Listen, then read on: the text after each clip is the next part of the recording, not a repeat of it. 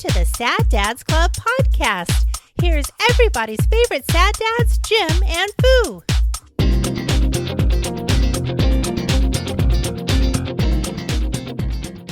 Fucking purple drink. I got my clear drink. What's in it? Here's the thing. Here's a It doesn't look like electrolyte water. No. Okay. I mean, it started that way. Oh. The sad dad-isms, right? Mm-hmm. You sent, what was it, last week? Mm-hmm. The Crush. Oh, yeah. I went, oddly enough, Walmart. I went looking for those instead of the nuts, but that's probably because I just never made it that far that way. Mm-hmm. So, on my walk Saturday, I made a point to I'll go down the aisle with like the Mios and the whatevers and the squirty whatever. The doodads. And it was there. Oh, okay. And they had it in little squirts, but they also had it in packets. The packets as well. Packets. Yeah. And I went, oh, well, fucking sweet. It's like orange, grape, and punch, I think. Oh, that's interesting because I think the ones that we get are watermelon, pineapple, and lemon or something. Mine definitely has orange and grape. Okay, interesting. But the whole purpose for me to buy it was like, yeah, I'm going to put this in a bubbly, and then I'm going to throw some fucking rum or some vodka in here, and I'm, hammered. Yeah. Or at least mildly buzzed. I go to put that in, and I go, yeah, but okay, I'm gonna go to the gym later, so I can't drink tonight because right. Or it's too late. I got to get up early in the morning to work. I can't get. It's a Tuesday. Well, I mean, we don't always use it with vodka, right? So I end up. I mean, the whole journey was for that. Was for like, oh, I bet it tastes good, and like you make like a Scoopy drink, and you get fucking woo. Well, sure, but I mean, so I end up. This is my first grape. Yeah. I'm just purple drink. But it's just water. And I'm like, one of these days. But the flavor's good, though, right? And it's no sugar. It is. And it's sucralose. So it's the one that your body can't process at all. Oh, good. So of the fakey sugar processed things, it doesn't aspartame or whatever the other stuff it's not going to break down into something. Yeah. I certainly don't appreciate needing, chemicals are chemicals, but it doesn't turn into some sort of like thing. And now I gotta eat extra broccoli because it's like draining like a fucking vampire or something from my liver. There goes Tony's listeners because I said fuck again already. We're like 3 minutes in. Well, I mean, sometimes you just want, like, I've been drinking a lot of water lately, and sometimes you just want something with some flavor in it. You know what I mean? And, yes. Even though I've been drinking a lot of water's fine and great and all the other stuff, but it's like, I need something with a little something in it. And so that's where the bubbly comes in. And then if I'm not feeling just bubbly flavor, because, it's a fairly mild flavors in like the LaCroix and the bubblies. Yeah. Then I'll throw one of those crushes in there, the crush packets in there. Yeah. And I'll mix it. I'll actually do like the dual pour. I'll pour the crush and the bubbly in there at the same time and then mix it up and drink it. Yeah.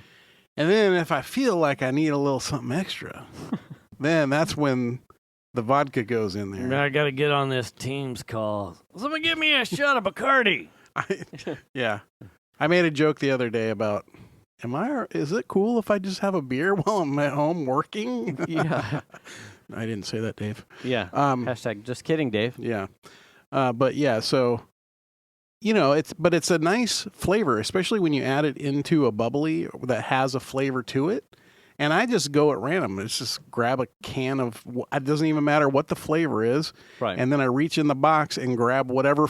It's like a just random pick. and then I just pour them together, and they're always very good together. Yeah. They taste great.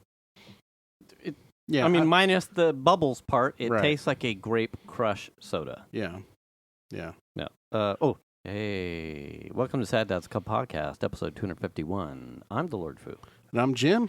So Glad you're here. I brought it, and at some point, Venus was like, "What are these for?" I'm like, Jim and the thing, and we were talking because I've been waters too. Yeah. Like on my New Year's, it was like I cut way back on the energy drinks, and I was pretty good, and then I still have this like, I would like to try new things just to try them, Just to mark them off your list. yeah, like it's a checklist. Like I guarantee you, I've probably tried 100 Feline anal. Yeah, I don't know. You know, I'm just. it's all starfish.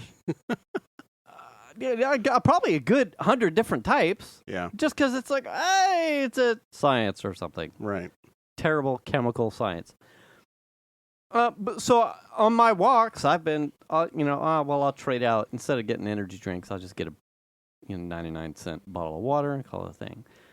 So I get in these, and I think I had an orange one like working, and Venus and I were talking about how, I mean, as a kid living in the country, the amount we would pound and make a pitcher of Kool-Aid without ever considering the 1 cup of refined sugar that we were dumping into the pitcher. I'm like, because it's poor kid, like, shit, I can't afford a soda, but Kool-Aid and a bag of sugar, that was always around the house. Oh, yeah. At like 25 cents for a packet of Kool-Aid. Yeah. We had next to the silverware and drawer. guzzled the shit out of it. Guzzled it. Yeah. I would make it was going to disappear. Yes. Yeah. It was like, why not? Yeah. I would make like on a hot day up in the country. The well water is cold because it's coming out. It's like just short of ice cold as it was. Cup of sugar, mix. What are you doing? Man, I'm making some Kool-Aid. More sugar. Like straight out of the pitcher like a jug of milk. Save me some. Just make your own and I'm done. I mean, there's more packets in there. there. Get another packet. Make your own. Well, I'm going to make a fruit punch. Well, fucking I'm going to make this last one. Yeah. Like bonkers. Ridiculous amounts of sugar. I don't know who I was talking to about this recently, but I was like, we used to make peanut butter and sugar sandwiches. It was me. We were talking about like old sandwiches. That's what it was. Peanut butter, honey. Yep. And peanut butter and sprinkle sugar on top of the. Yeah. And then sandwich that and just. And like sugar would do something weird. Like it would like do like the same thing like the frosted mini wheats. The frosting was like if you just it would like melt. Oh man. And honey would do like a weird crusting thing when it was on peanut. But okay. But it's delicious. But how much sugar is that? You know what I mean? Oh, I got my daughter's home, right? And so the other day I got a text message like, we're going to, where were they going? Oh, we're going to Dunkin'. Do you want anything? And I'm like, I don't know what the fuck. I don't drink coffee. Yeah. Really. So it's like, what do they have at Dunkin'? And I'm like, well, the AC's broke, so maybe I'll get something cold or like a blendy thing of some kind. Okay. I look it up, and I looked at their menu, and I'm like, oh, they got these iced blended things, like cooler things. I forget what they're called. And I'm like looking at the nutrition facts, and it was like 64 grams of sugar. Oh, my God. In the one, I'm like, no, I'm good. You know, like 64 grams of sugar. Could you get me a steamed water? Yeah, in one drink. Like, fuck. And how many times back in the day that I would just be like, yeah, get me the fucking double extra sugar bomb thing. I mean, like, while we're here, like, I have found, because, the gym stuff and late, I'm eating cleaner and cleaner and cleaner. Yeah. I have found it is much more irritant for me to go and eat something that I would have been eating a year or 2 years ago in like a portion size that I would have eaten. What did I have? God damn, I can't remember what it was. It might have been. I saw somewhere. Well, maybe we'll get there. It was an Instagram post about how, and it was a comedian talking about how spicy. Everything is spicy now, like everything, and it was like a quick collage. I think it was one of the correspondents that does skits on the Daily Show. Everything's fucking spicy now. They got spicy this and collage of like things that are spicy that made no sense. And like one of the things that flashed was Sour Patch Kids fire, and I went, "Oh, okay." Wait, what? Well, I would try that. I'm a fan of like the cinnamon bears, like the large gummies that are like an inch and a half. You like Swedish Fish too? Not a fan of like or cinnamon bears. What about the orange slices with the sugar on the rind? You know what I'm talking about? Maybe. I think of that kind, it was like the pink grapefruits and the watermelons. Okay. Sour. So I see this post, and I'm like, yeah, he's complaining. Blah, blah, blah. But then I'm like, well, I've never seen fire Sour Patch. So it's like, oh, okay. So we go to Amazon and fire. Oh, yeah. So I ordered 2 packages because of, science. Yeah. And they show up, and I eat like, probably more than I should have, but they're like Sour Patch. Double handful. Yeah, Sour Patch Kids. Yeah. No, I haven't eaten Sour Patch Kids in a while because now like the acid powder like quickly just sandblasts my teeth and makes them sensitive. So, I'm not sucking on lemons, and I'm not eating handfuls of candy, and I'm not eating candy much anymore. But, treat day. Fucking sweet. I'll have some Sour Patch Kids. Didn't have a problem with the acid, but holy shit, like 6 hours later, my stomach's like... Now, were they spicy, though? No. Oh. No, and my wife's so like... it was just the same thing, but with a little bit of tiny bit of spice flavor kind of thing? They were like... the cinnamon hot adjacent. It was passable at best. There certainly was no fucking fire that was like on the label. And like Venus is like, take a picture, send it to kids, and it was like this big old thing. Like, oh shit, that sounds dangerous to me. Pound a couple, it's not happening. Nothing's here. Yeah. There's nothing here. That just preceded then. Well, since it's nothing, then I'm gonna have like another handful, and hours later, my stomach's like, 1, and an empty bag. Why are you eating carnauba wax? And like 2, whatever, all of the sugar. It's like I go for a walk, and not only does Jax have bad gas, but I'm like, and I've got bad gas. I'm like, oh great. But then it's just like everything's. I've made a mistake. And then I just doubled up on it like the next day. I went, you know what? I'm hungry for circus animal cookies. Now, I think it's funny. You mentioned Tony earlier. Back when I used to work with him in the office, he would bring a bag of dried apricots, like a decent sized bag. Yeah. And he would be like, today I'm going to have 2 of these. And he would eat 2. And then he'd report in like, nothing happened. Right? Mm-hmm. Then the next day he'd be like, all right, today I'm going to have 4 of these dry. It's a full apricot, right? Yeah. I'm going to eat 4 of these. And he would eat 4, and he would be like, maybe a little, like his tummy. Yeah. And then the next day would be like, I'm having 8. So he would eat 8 of the dried apricots. So he's just trying to see where the limits of his digestive tract is with apricots? Yeah, exactly. Okay. And then he would be like, oh, there was something, Yeah. Then the next day he's like, 16. And he would pound 16 dried apricots, and then he'd be like, oh, Jimmy, let me tell you, something happened. Like a toilet bowl Hiroshima? Yeah, exactly. Oh, okay. So that was always funny. He would do that shit all the time. He'd be like, I'm allergic to avocados, but let's find out what happens. And he'd be like, oh, my throat's closing. Holy shit. Get the EpiPen. Yeah.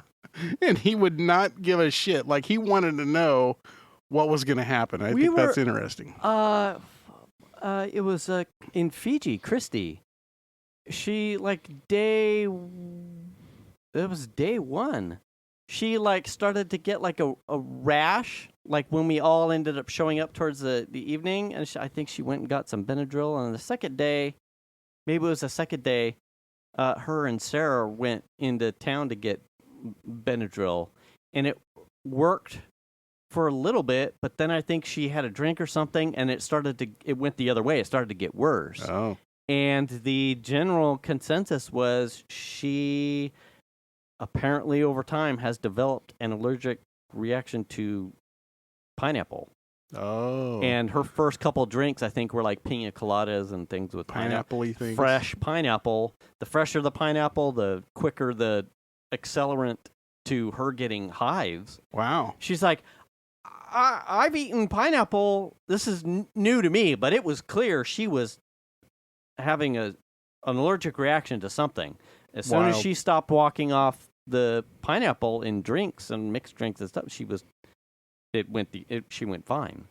It was like, holy shit. Things ebb and flow. As we start getting, I'm like, I want to go to the gym tonight, but I had, a handful of, I eat too much sugar, and all of a sudden now I start getting extra gassy because now I'm having cleaner foods without processed a lot of, like I said, I ate the family. That's a fib. I ate most of the bag of the circus animal cookies. Oh, who can go wrong with or Nutter Butters, for fuck's sake? Yeah, but I was like, oh god, but just don't have them in the house. Yeah, and now they're gone because I was like, I had to walk off. I had to pull plug on 2 nights at the gym. Yeah. Because the last thing I want to do is be hitting the last rep of something, and be like, and not everyone's wearing fucking earbuds. Nope. And I don't want to fumigate the circuit section. Right. You're like, hey, yeah, Stairmaster, that's as far as you want to get in here, buddy. I mean, I don't know about, I guess it could be an allergic reaction. This is a couple weekends ago, I finished painting the front of my house, but in order to get all the paints and stuff out, I was digging through a bunch of stuff in the garage. Yeah. And somehow I picked up a bottle of some bug spray. Oh. And it happened to grab the trigger, and it was pointed at me. I happened to grab the trigger and press on it. Well, it shot a stream of bug spray across my arm and on my shirt. Yeah.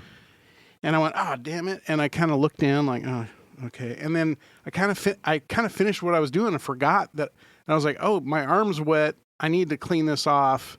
It's fucking bug spray. Right. This isn't good. Right. So I grabbed one of my blue paper shop towels and I kind of wiped my arm. I didn't rinse it with water or anything. I just wiped it off. Yeah. And went about my day, did my painting, blah, blah, blah. And then I think it was that night or the next day, this part of my arm right here where the inside of my elbow is. Oh, yeah. Was just broke. It hardcore hived out or broke out or something. Oh. And it was kind of almost itchy and red and bumpy. Mm-hmm. And I was like, oh shit, what is going on with my arm? And then I realized bug spray. Bug spray. So it was like that for several days. Did you start doing the Spider-Man test? Do I have powers now? Was this my catalyst? Well, I mean, it was bug spray, not a bug bite. Right, but if you're allergic to the bug spray, that might mean that you are part bug. Oh. Right. Well, I mean, we're humans, so we are technically just bugs, really. Yeah. If some higher power decided to create a bug spray that took care of humans, that wouldn't be too hard. That's all I'm saying. Is that another Hiroshima joke? No. Okay. That's mustard gas joke. Oh. From World War I when they used to gas the shit out of each other. VX gas? Yeah. But, man, I feel like recently, I could use, we had a win, right? A little bit. Our air conditioner broke. Mm-hmm. We went a week without air, and it was 100 plus, usually close to 110. Right. It was a hard week. We actually slept at Chandler's house one night. I learned a bunch though. Yeah. About AC HVAC systems. Okay. We talked a little bit about this in the text message thread, but essentially one of the capacitor that runs the compressor in the fan on my unit, my compressor unit outside. So the compressor, for those that don't know, that's the thing that you may recognize as the big boxy object on the outside of your house. Yeah. So it's got cooling stuff on it that it sends all the coolant through, and it draws air through with the fan, and it cools all the refrigerant out. And so as it's getting compressed and it's cooling it off, the capacitor that jump kicks all this shit to work when the power comes on had died. And so the fan that blows on top, I didn't know this at the time, but it died. It would not spin. When the unit turned on, the unit would make a bunch of noise and the fan wouldn't turn. So what happens is it just gets really hot because there's no cooling happening. So all of the refrigerant in the lines gets super hot because it's not being cycled through and cooled properly. So all that hot refrigerant ends up in the attic, where the fan that blows over the coils that gives you the cold air is now just blowing hot air in, because the coils contain hot air. Right. Because it's a heat exchange, and the heat exchanging wasn't taking place. Okay. Except the heat into the house. Yeah. I mean, you were getting some exchanging, but not the one. My son all of a sudden goes, "Oh, hey, I saw this thing on TikTok last week," after a day of us dying in the heat. He said, "Take a box fan and put it on top of that thing where the other fan is." And he says, "Turn it so the box fan is blowing down, and just turn the fan on, and then kick your air conditioner on." And he said, basically what happens is, if the fans died, you're pop starting the fan, the motor. Essentially, if the capacitor is dead, it won't start the fan. But if the fan is still working and you kickstart it with the box fan and it keeps going after you lift the fan off, then you know it's the capacitor, right? Okay. So we did that. And essentially what I ended up doing, and that worked. So we knew it was the capacitor. But what I thought was weird when he said that was to blow the box fan into the compressor unit downward, because I always remembered that it blew up, right, out of the unit. So it would suck air in the bottom and blow it up to the top. Blow it out the top. Okay. So I thought, oh, that's really weird. I swear that they blew upward.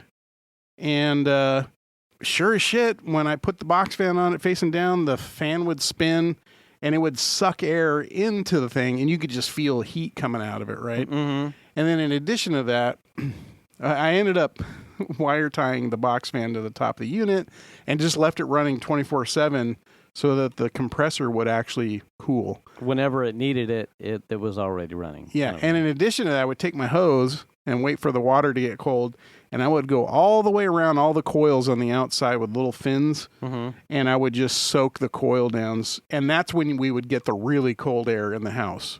So we're really taking away the heat out of the coils. So I would do this every 45 minutes to an hour, or maybe an hour and a half. I would go out there and soak the coils, and if I felt like the house wasn't cooling off very quick, then I would do that. And that worked, except one night I failed to realize that where the box fan was being plugged in is a outdoor smart controller. And it has an automatic rule that we set up for it, because some people in my house that used to live there, Chandler, would come and use the fire pit out back and leave all the lights on that are attached to that. And so I would set it up so that the lights would go off at midnight every day. Even if they weren't on, it would just run a rule and make sure they were off. Right. Well, that also turned the fan off. And so one night at 4:00 in the morning, I woke up and it was 88 degrees in the house. And I'm like, oh, did the box fan die? And so I go outside. Yeah. And it's like, it's not spinning, and the compressor's making this horrible sound. And you can just feel the heat radiating off of it because it's not cooling. Right. And I'm like, oh shit. And then I realized, oh, it's plugged into the smart thing. Oh, cool. Turn that back on. The fan came on. And then I ended up turning the AC system completely off and let it cool off and hitting the coils. And I sat outside at like 4:30 in the morning for a while, just waiting for the compressor unit to cool off. It was that hot. And then I waited a bit, turned it back on, and it started cooling again. So when the guy finally came out, this was yesterday, and I told him, I think I know what's going on. And I told him, and he's like, okay. I mean, we were really worried because we had read a lot of really bad stuff about, number one, the warranty company, and number two, the company they contract with in our area, which is South Placer Heating and Air. Okay. We had read a ton of really bad stuff about them. So my plan was to learn as much as possible about how HVAC units work, understand what I'm doing and how it works in the system, and be able to relay that to that guy when he got there. Right. So that we didn't get you just need a whole new $12,000 AC system. Guy's shown up and he's going to get a chunk of a commission. So his first priority is cash in my pocket means sell units. Right. So I was like, hey, I'm interested in this stuff. Here's what's going on. I think the capacitor's dead, and here's the reasons why. Also, it might need refrigerant, so can we check that too? And he was like, sure. He was a super nice guy. So he explained to me that when the capacitor dies and it can't turn the fan on, when the fan does actually spin, when you can make it spin, it will actually run backwards, which blew my mind. So it will run the wrong direction, which I think is supposed to be an indicator that you can visually see that the fan's running backwards. I don't know how you would know. But he said that's what happens. When the capacitor dies, if you can get the fan running, it will run backwards. And I thought that was totally fascinating. So, okay, keep going. So he replaced the capacitor, which you can buy on Amazon for $15. And he put that in there, and boom, that thing started making cold air instantly, and it ran so much quieter. It was almost like they put a new compressor out there. It was amazing. And it blows air now which way? Up. Like I said, it blows it up. So it sucks air in the bottom. Right. And blows the hot air out the top. Through the coils and then out the top. Yeah. And then he checked the refrigerant, and he said the refrigerant looks like it's fine. He checked all the pressures. He said the pressures were within range, and the temperatures on the pipes coming in and out of the compressor unit were good. Yeah.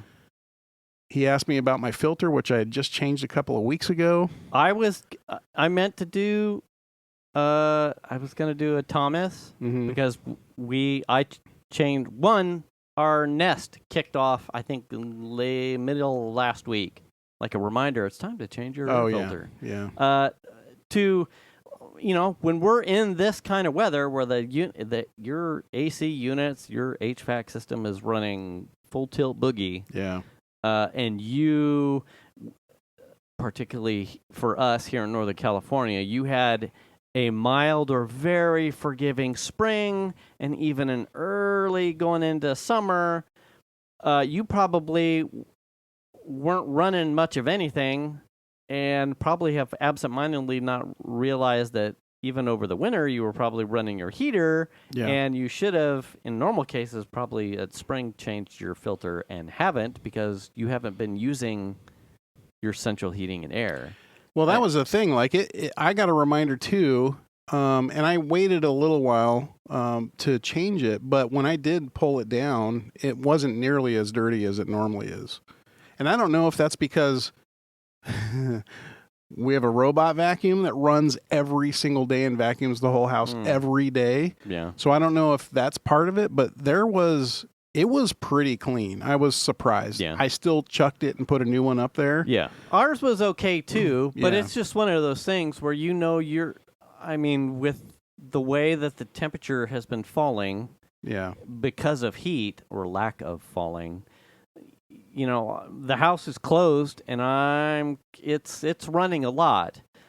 Why press the limits of the machine if it has to suck harder through a dirty filter, change your filters. If you're in Northern California in this heat and you haven't changed your filters, change your filters. Well, another thing to consider too is like when you go to Lowe's or Home Depot and buy a filter, right? They've got 3 or 4 different grades of the filter that you can get. They'll have like Lowe's carries the Filtrete brand, right? The 3M Filtrete. And they have a high-end like major filtration, like the $20 filter, and then they'll have the mid-grade and the low-grade, and they're all different filtering capabilities, right? Don't ever buy the most expensive one because it is a restrictor on your unit, right? Right. I usually go somewhere in the mid-grade. I don't usually buy the cheapest because I've got people who are susceptible to allergic stuff. Yeah. So I want to have some good filtering, but if you buy the high-end expensive one, you're going to be restricting the airflow through your register into your HVAC unit. And so if you've got older units, like you're only making your system work harder than it has to. And there's a there's a a perfect sweet spot. Yeah. And you have to realize that over time, you have to take into account the machines get older, so your sweet spot does move a little bit. Yeah. And that either means changing more often to a filter that meets your needs for whatever maybe health concerns you have, or going down in some rotations, or just probably being more proactive about your system and changing it more often. Yeah. So we had cold air. Our house has been very cold. We set the temperature to 77, which we usually run about 78, 77. And we had a night of cold air at our house, and it hadn't been that way for a week. So I haven't poked around our thread conversations. I haven't poked around much, but I would have been in your scenario. I would have been doing the same thing. Like, I'm going to reach out to a bunch of people. Like, what do you know? And then internet deep dive YouTubes. Yeah. I have come across in years past. So did you find anything in your traversals about the validity of putting like misters on your unit? Now, you said you were hosing it, so I'm curious, can you accelerate and increase the efficiency of the heat exchange by putting misters on your unit? I would assume so, because you're going to have convection cooling also. So I don't know if this is a similar thing, but I remember the Mighty Car Mods did a thing on intercoolers. And the difference between misting on your so spraying water on an intercooler dropped the temperature of the air going into the engine, right? Right. It's the same principle in the compressor situation. If those coils are wet, they're going to cool more efficiently because you just have evaporative cooling effect, right? As the fan is drawing air over it, it's going to cool that much quicker because it's water. It's like a swamp cooler, essentially. The problem, I think, with doing that is if you could only have water just on the... I mean, those things are made to be outside and sit in the rain all winter, blah, blah, blah, right? But I don't think that you necessarily want to soak that thing down all the time. Permanent, yeah. Yeah. If you could just get the... If you did it more, kind of like our misters, because I guess here's where I'm going. The misters are about exchanging heat. Yeah.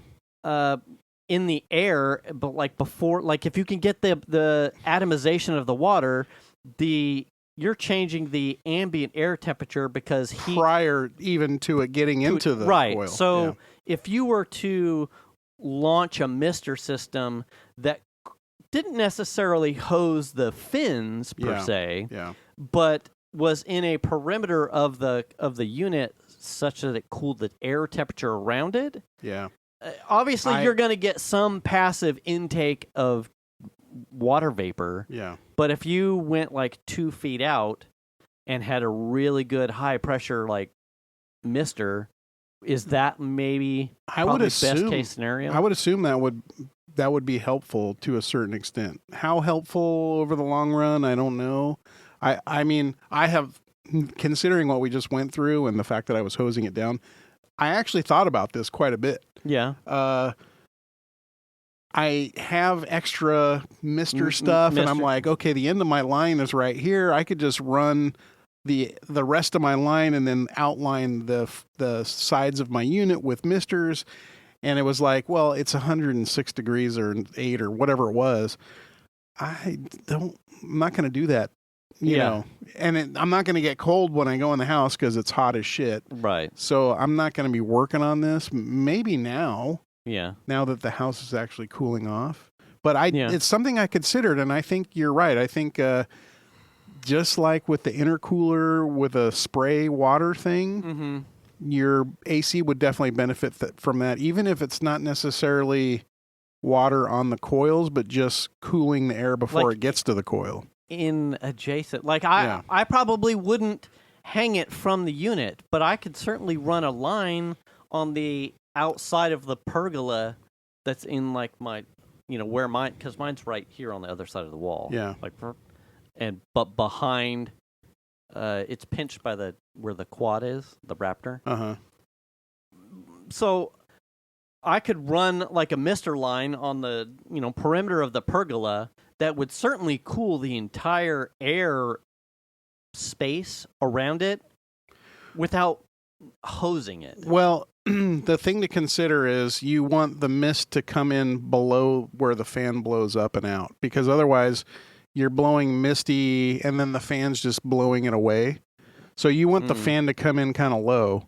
So my thought actually was to put misters facing out around the edge of the outside of the condenser. Yeah. So that it would spray away from the condenser but then fall near it, and then the condenser, as the fan's running, would pull that cooler water, mist, cooled air into the coils.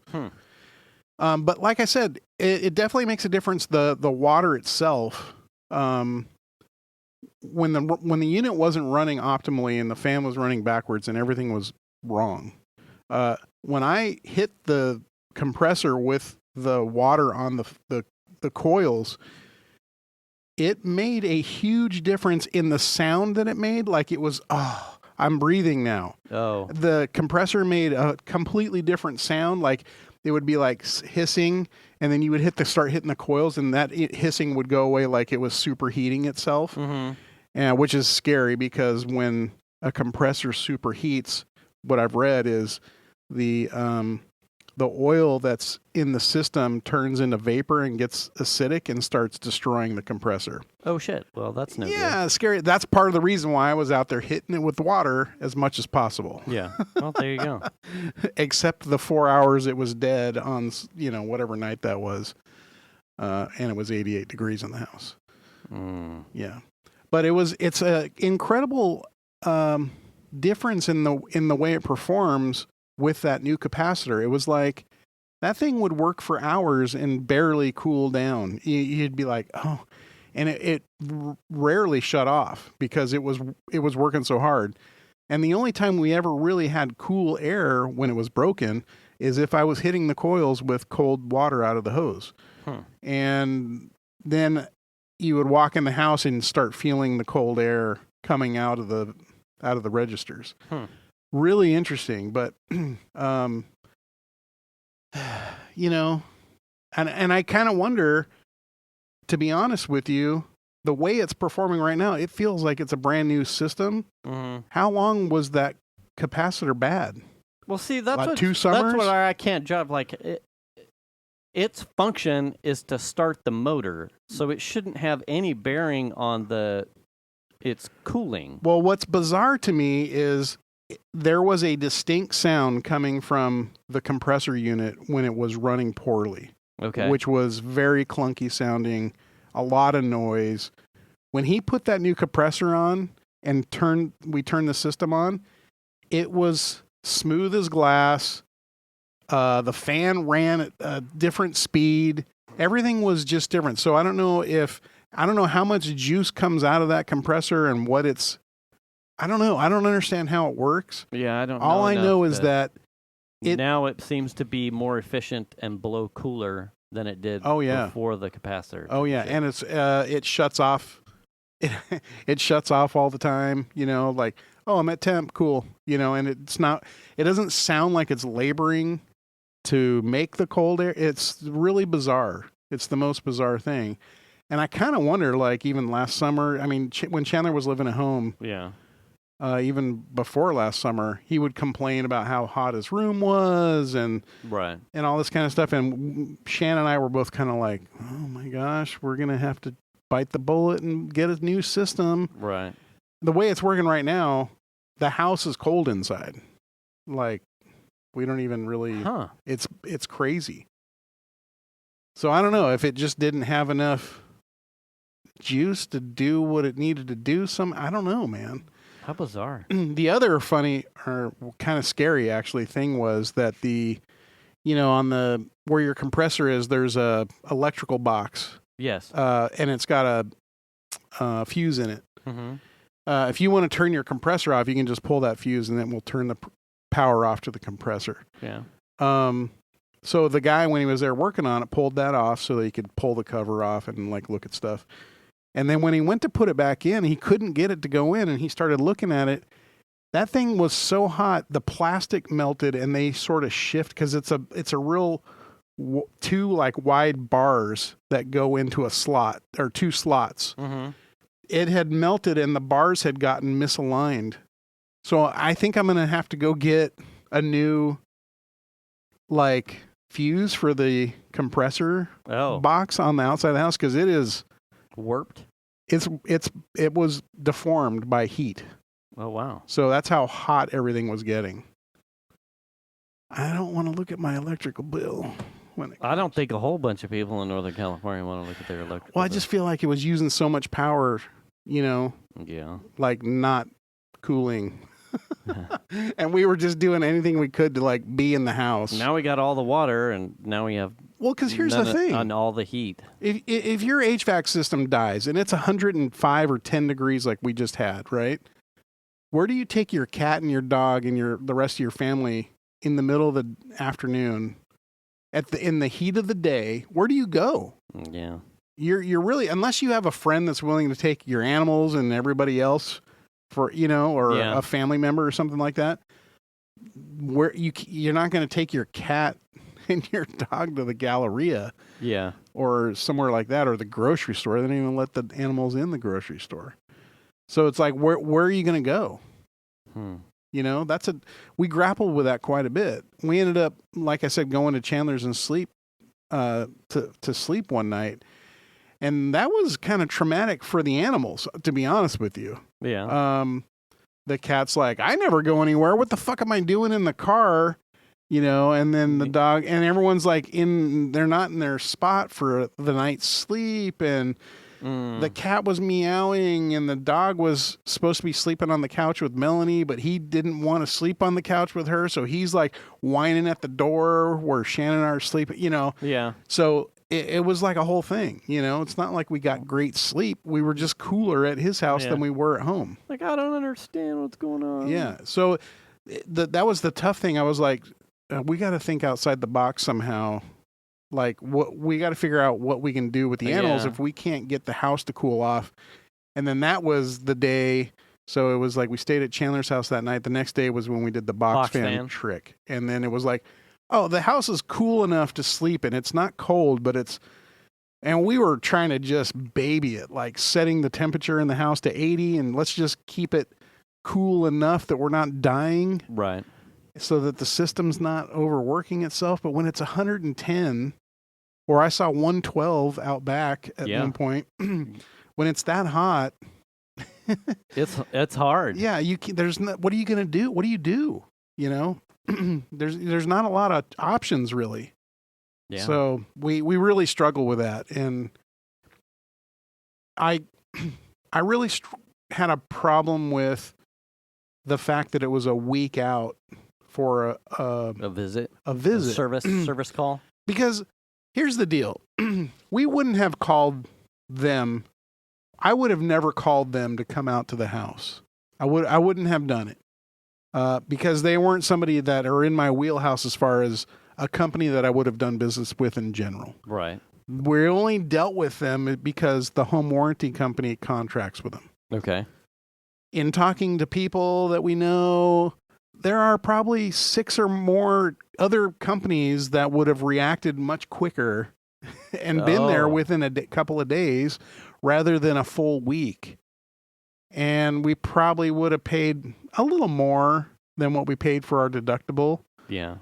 But, you know, I would have been okay with it. Let me ask you this then. At what point did you think and have a pretty good inclination that it was the capacitor and no from the box fan trick? The box fan. Yeah. So at that point, had you done any like where could I get a capacitor?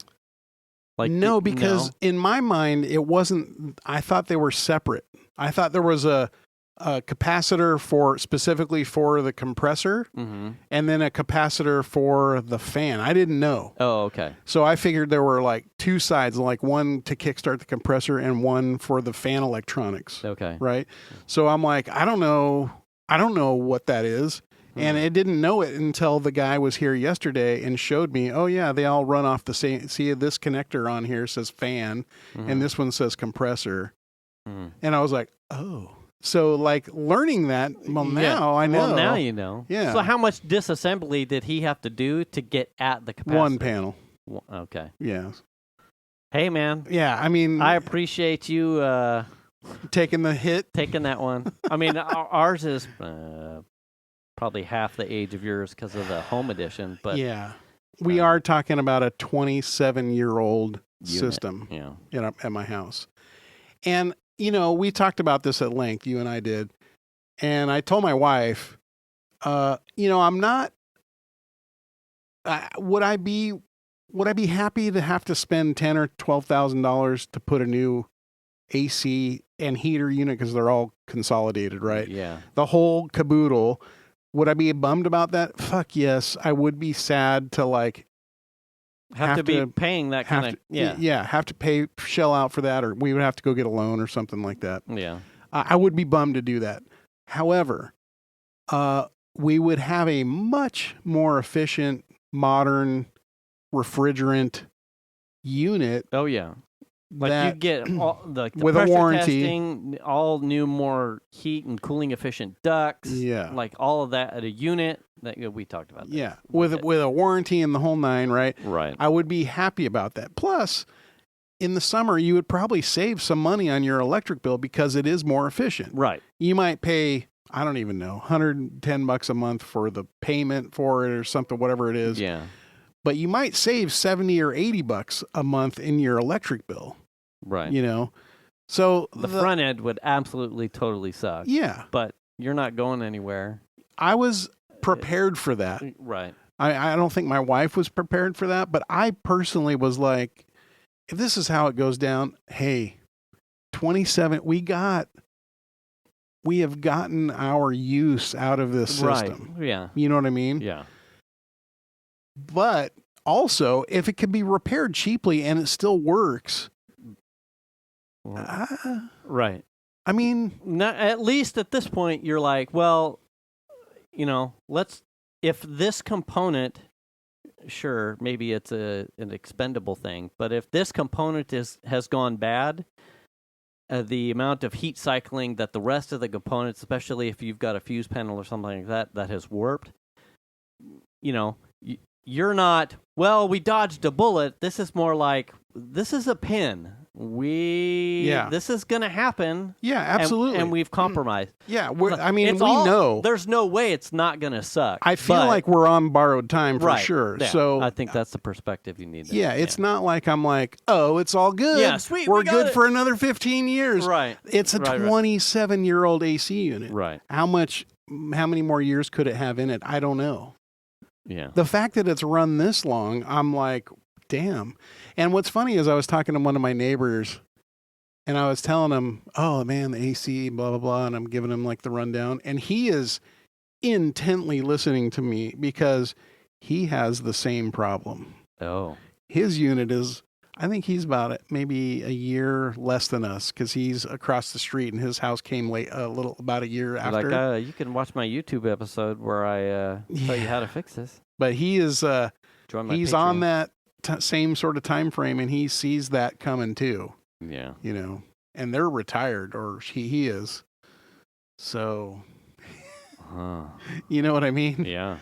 So he's like, oh, let me know what happens because we're on the same page now. You're like, you know, and I think there's a lot of other folks. For a free dinner at Lazy Dog, I'll send you the picture of the model number of the cap. He could have a different unit because he's got a 2-story house. Oh, okay. I assume he's got a bigger tonnage unit or something. Wow, Mr. 1%er in his 2-story home. Yeah. Yeah. You know, those folks have been there since day one like we have. And I remember sitting in the front window while their house was being built, like having dinner, and they would show up with their kids when they were little.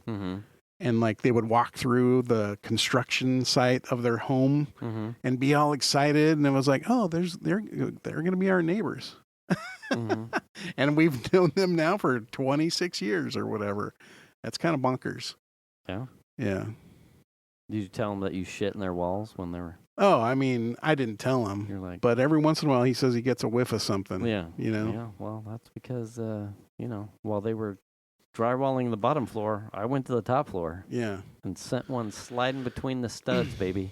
So I said, you know, given what happened with the AC, I'll take the win, right? I'll take that. Yes. But I've had a couple other things where it's like, I feel like I'm taking the loss. My dishwasher. Did we remember? Oh, yeah. No. Well, it works. But when it gets to the dry cycle, I still get this power failure. So it like shuts off and like won't finish the cycle and then it comes back on. And it's like, what is it? The dishwasher? Is it the power supply? I don't know. Yeah. And I had removed it, completely rewired the plug into the dishwasher itself. Yeah. Put it all back in. Still doing it. My car, check engine lights on with EVAP code. The parts didn't? I changed a while back the purge valve, which is under the hood. Then the check engine light came back on at some point after that. And then last night, I got all the parts finally, which is a vent valve solenoid and the tank pressure sensor. Okay. Had to jack up the car and pull the back wheel and get into the inner liner where the charcoal canister is. Replace both of those parts. I was wondering why your knuckles, like, do you have a sparring match or something? No. It was not hard, but the biggest problem I had is the tank pressure sensor is on a line. So it's a plastic line that has plastic fittings, and the line is like shrunk pressed onto these fittings so they don't come apart. Okay. And the sensor is situated up in the wheel well on this, like hanging on this line with an electrical connector on it, but it's facing backwards. So you have to pull it off away from you. Okay. So I'm working on getting it out. And essentially it's this little thing about, I don't know, 2.5 or 3 inches long. And at the top, it's got a nipple. That's all I can, and it's got like a rubber thing around the nipple. Okay. That press fits into the line. Okay. And I'm trying to work it out of the hose. It's been there for 4 years or 5, however old the car is. And I'm trying to pull it out, wiggling it out, prying on it, trying not to break anything. Snap. Oh, no. The nipple gets snapped off of the thing and is still in the line. And that took me about a half an hour to pick all the bits out of it with a mirror because you can't see the hole. Doing it blind. So I'm like holding a mirror and like taking my pick tools and like trying to pry. And I finally got that out because I was like, I just fucked myself. You know, it's one of those repairs. Like a super simple repair. Super fucking simple. Where something breaks. Yeah, Murphy's Law. Yeah. Slapped you. But I got both the valve and the tank pressure sensor installed. Went and cleared the codes. They came right back on. So I got something else happening, and I ordered a new. Here's the problem with modern cars. If you don't have a scan tool that will let you command things on and off and see live data, you're fucked. You're fucked. You can't, you're just literally parts cannoning shit off. Yeah.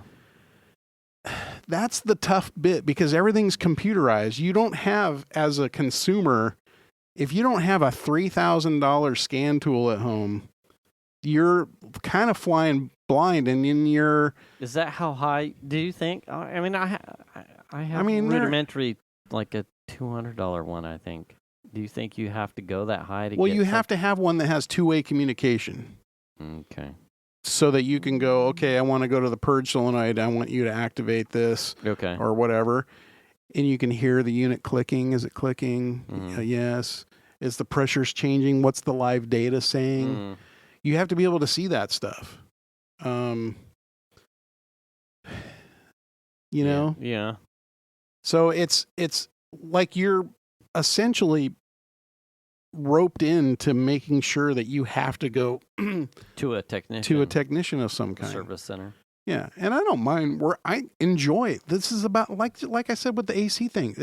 I enjoy learning stuff and doing on my own and being hands-on and like, oh, that's how that works. That's really cool. Yeah.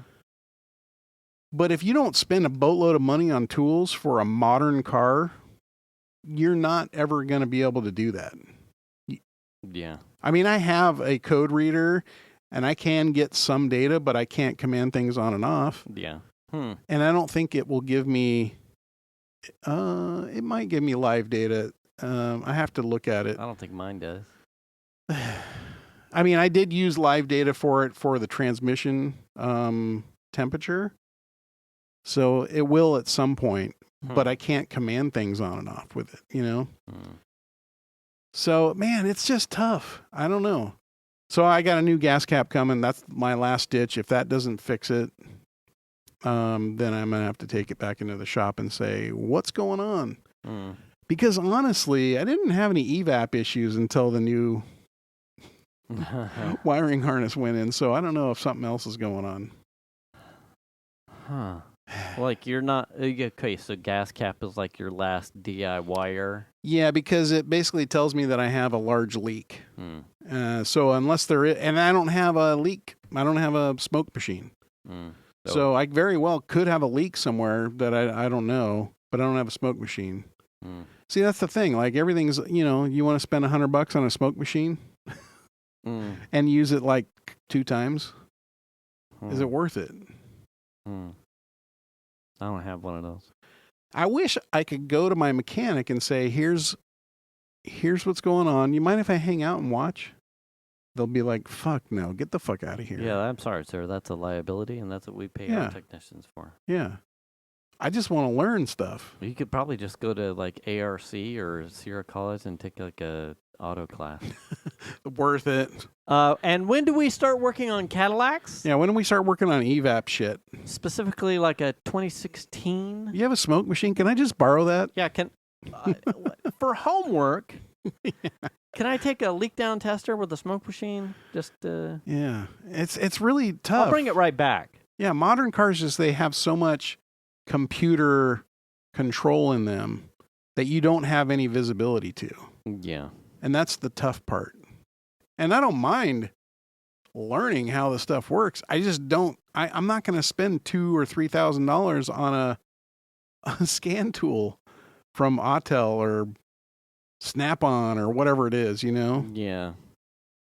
I need to get a little bit more into doing more things with cars before I could justify that one. I mean, I feel like also part of this is going to go away at some point because EVs. Yeah. I mean, they don't have EVAP systems. Right. You know. Like pretty soon those are go yeah. Do they have ODB2 ports in Teslas? I don't know. I don't even know how that works. You know what I mean? I've never really thought about it. Yeah, I have no idea. It's a whole nother beast, right?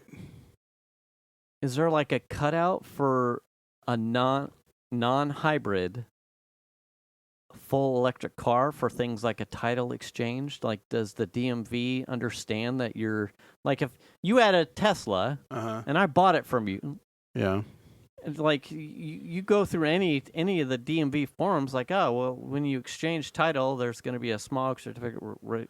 Like, is the DMV smart enough to know a VIN of a Tesla? And to know that when you exchange the title that it's smog exempt because I assume so. There's no emissions? I would assume so. Yeah. Interesting. I didn't really thought So when that. you re-register your car, just tell them it's a Tesla. Right. And then you never have to get it smogged. Yeah. Just give me the fucking tag. It's a Tesla Model Focus RS. Yeah. Yeah. Like totally 200 miles to the range. Nader. We're almost time. I got a funny story. Okay, go for it. So last night, everything's been so hammered. I'm just going to say it was last night. We are, it's Venus and I. I'm in the living room. No, today's Wednesday. It had to have been Monday evening. Were you naked? Venus. Sorry. Luckily not. Venus is in the kitchen. I'm on the couch, and I'm just Facebook Marketplace, hating myself, looking at stuff. And Venus is cooking dinner, pretty sure, but she was in the kitchen. And pretty sure. I don't remember where it was relative to dinner. I don't think we had dinner yet. Or maybe we're already done. That's what's weird. Like, our meal times has been so out of whack because it's been so hot lately. No one wants to turn ovens and shit on or go outside and cook anywhere. So she's in the kitchen. I'm in the living room. And I'm kind of hyper-focused on flipping through stuff on Facebook. But, like, there's an audible something.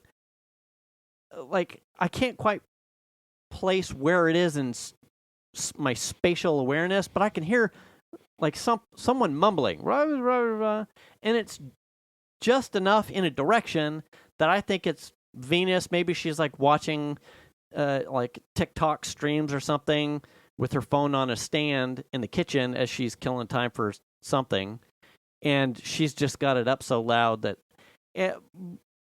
but it's sporadic, and then it becomes like, well, do you hear that? What the fuck are you doing in there? Like, what is that? And she's like, what? I'm like, can you not hear? And then it obviously goes away.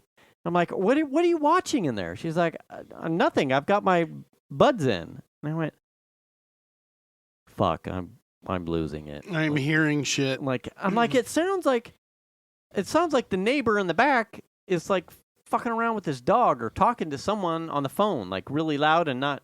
It's like a one-way conversation kind of thing. I'm like, okay, whatever. She has no idea what I'm talking about. She moves on, and I go back to flipping, and I hear it. I hear it again. I'm like, do you hear that? No. Like, okay, whatever. Okay, it's probably just the neighbor old lady losing her shit over a Price is Right episode with somebody. Who knows? Whatever. And then Price is wrong, bitch. Yeah, I go back to flipping. Then I hear ring doorbell. Someone's at the front door. Pull up the ring. Look at that. It's a 50s. It's our age, 50s, 60s old man standing at the doorway, looking at his phone. I'm like, okay. Jack starts going ape shit. Like, I grab Jack's, and I'm just back towards the TV wall, and Venus goes to the door, and she opens the door, and he's like, hi, I'm looking for my cat. It's an orange cat. It's an older cat, and my key tag says that he's in your backyard. And we're like, okay, well, so what? It's an indoor cat that got out or something? A cat that roams. Okay. But comes home usually after 2 days or so. So Venus is like, okay, wait, hold on. It's an orange cat. Yeah, it's he's a bigger guy.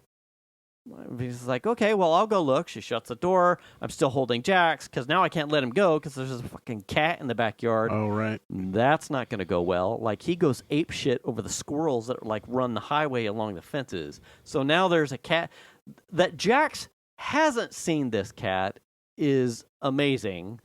but also par Jax for his awareness.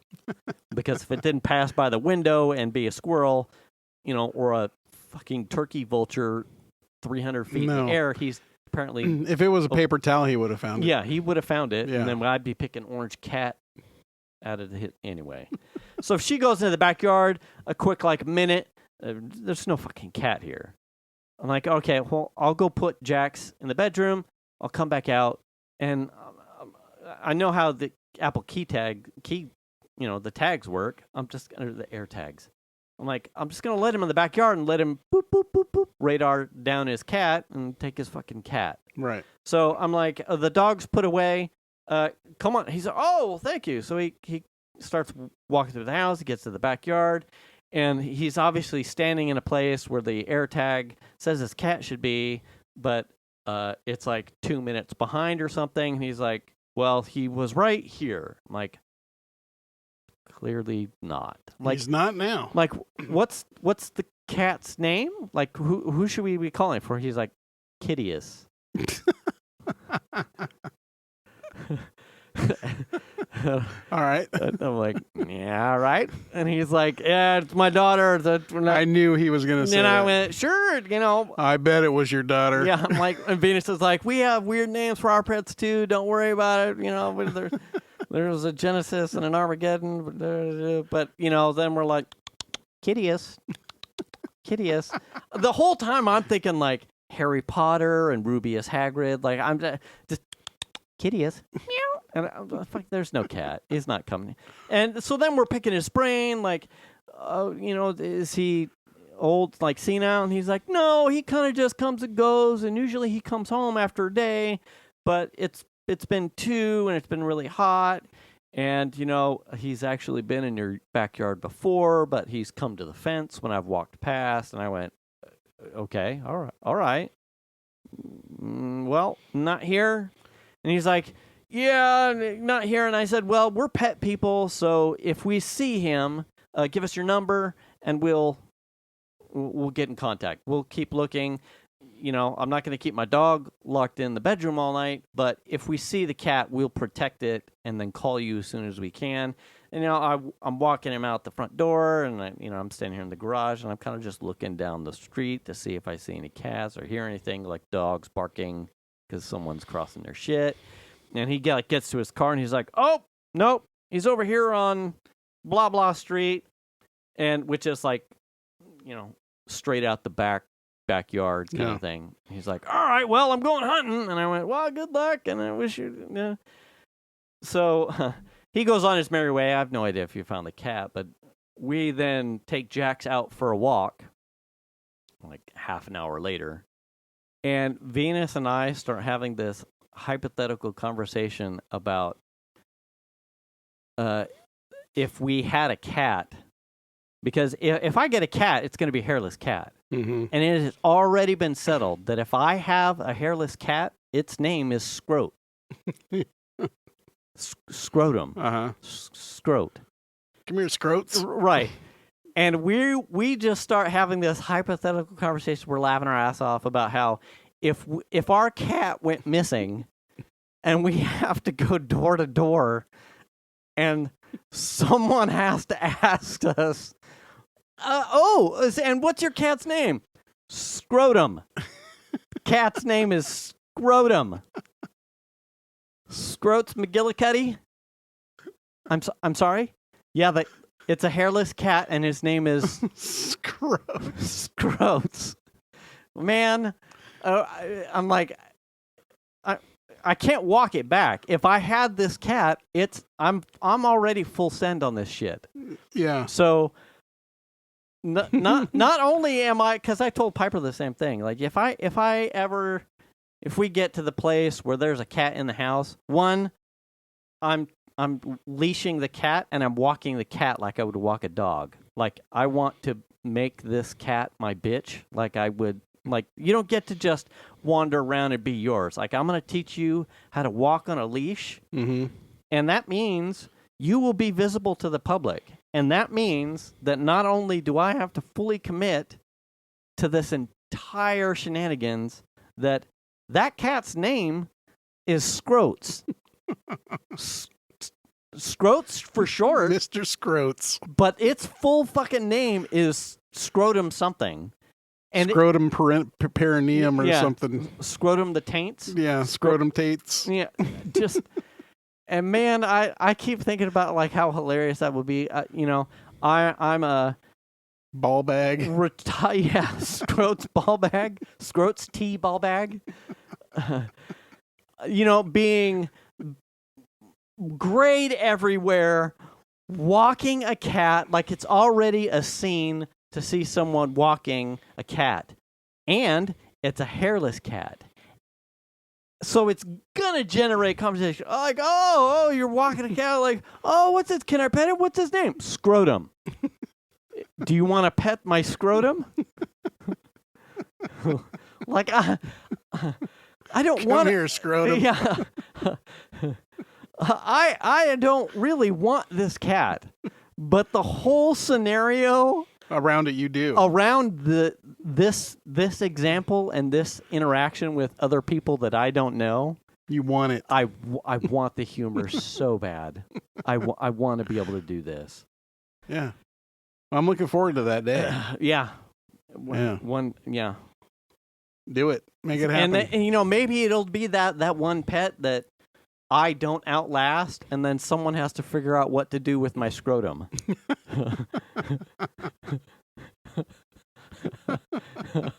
Because along with the slammed gladiator, someone's going to have to... I am seriously wounding someone when I pass. Venus is going to get screwed. She's going to have to slam a gladiator and then treat it as yard art, and she's going to have to figure out what to do with my scrotum. She's going to put your scrotum right out in the gladiator. Yeah, I had to put down Jason's scrotum. Yeah. Anyway, oh, geez. Anyway, we're at time. All right. On that note, I have a new one to add. I'll just right. have to remember. It is pick up a broom. Yeah, I was having a conversation with someone at work, and it was how something I learned from my dad as young, and it particularly from my grandpa as well. And it was it's a general concept, but it applied to me at work because the first couple jobs I had were all like food service stuff. If you don't have something to do, pick up a broom. Yeah. But the concept doesn't necessarily have to be specific to the broom. Really what it is a mentality of just figure out how to be busy. Yeah, be busy. Yeah. Pick up a broom and figure out how to make yourself more valuable, or if you find yourself with nothing to do, pick up a broom. Like there's always something to be done by either the metaphor of being busy or getting your space clean. It doesn't have to be the broom, but it should be a metaphor for staying busy. Make yourself more valuable by always doing something. Yeah. So there it is. We'll tack it on somewhere. But in the meantime, you should wash your ass. Wash your hands. Return the cart. Pick up a broom. Check your oil, Tony. Make the call if you need it. Register to vote. Return the cart. Stay up to date on your shots. And do the kindness. And we'll catch you next week. Thanks for listening, everybody. Bye.